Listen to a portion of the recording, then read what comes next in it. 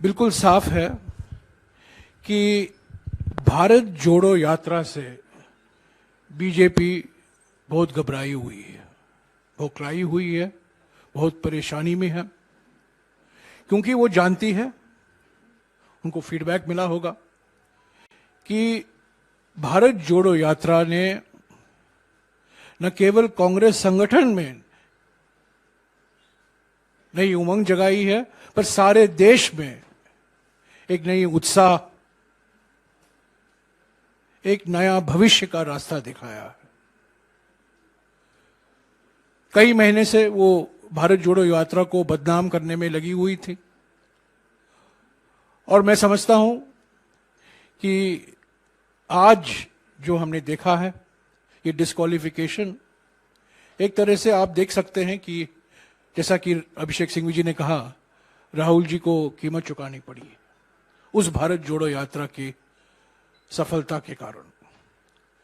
दूसरी बात, सिंघवी जी ने तो कहा कि 2014 से राहुल जी मोदी सरकार की नीयत और मोदी सरकार के नीतियों के खिलाफ अपनी आवाज संसद के अंदर और संसद के बाहर उठा रहे हैं। ये नोटबंदी के बारे में इन्होंने जिक्र किया, जीएसटी के बारे में इन्होंने जिक्र किया, चीन को जो जून 2020 में प्रधानमंत्री ने क्लीन चिट दिया उसका भी सिंघवी जी ने जिक्र किया।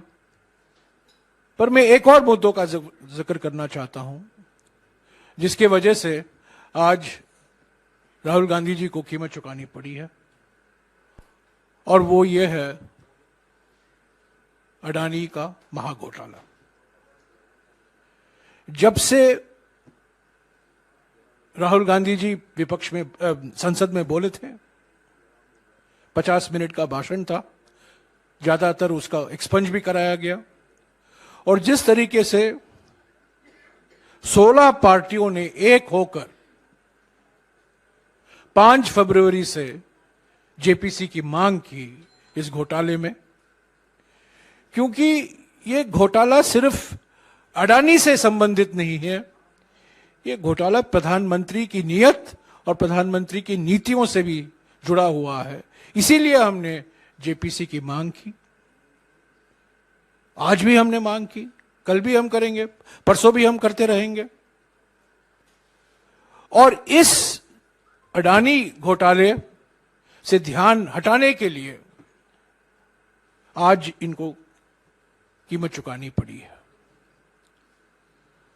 तो एक तरफ राहुल गांधी जी की कोशिश और दूसरी तरफ प्रधानमंत्री की साजिश, ये साजिश बनाम कोशिश, एक तरह से आप इस तरीके से देख सकते हैं। सिंघवी जी ने तो कहा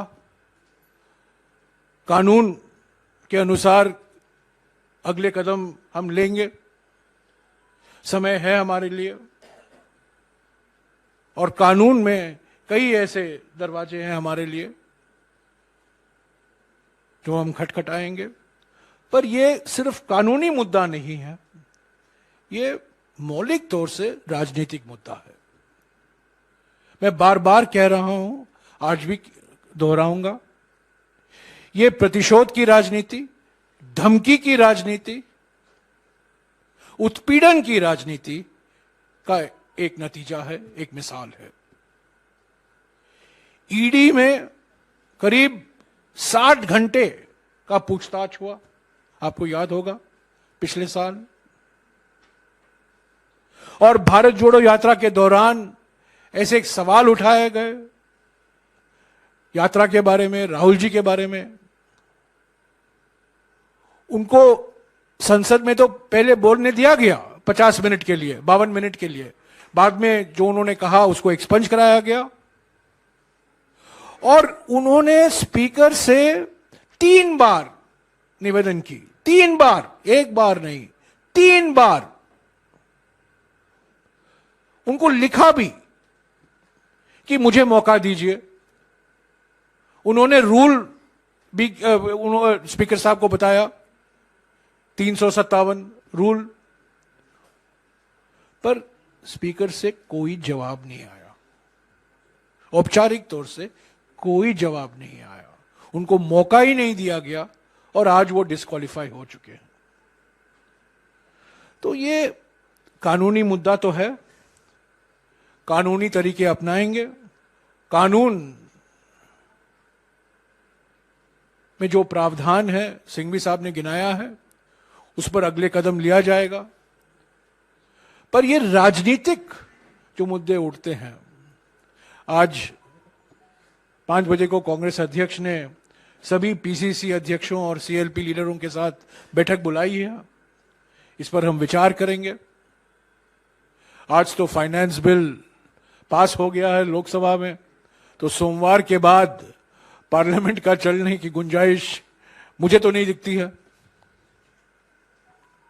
पर हम अगले 4 महीने तक पार्लियामेंट तो नहीं चलेगा, अगला सत्र आएगा जुलाई के बीच में। अगले 4 महीने के लिए तो हमें इसको अलग अलग राज्यों में मुद्दा ले जाना पड़ेगा और ये राजनीतिक लड़ाई बरकरार रहेगी, हम इससे पीछे हटेंगे नहीं। राहुल गांधी जी कोई धमकी से डरने वाले नहीं हैं और मैं फिर से दोहराऊंगा जो उन्होंने एक बार इसी मंच से कहा था आप लोगों को, जो खुद डरते हैं वो दूसरों को डराते हैं।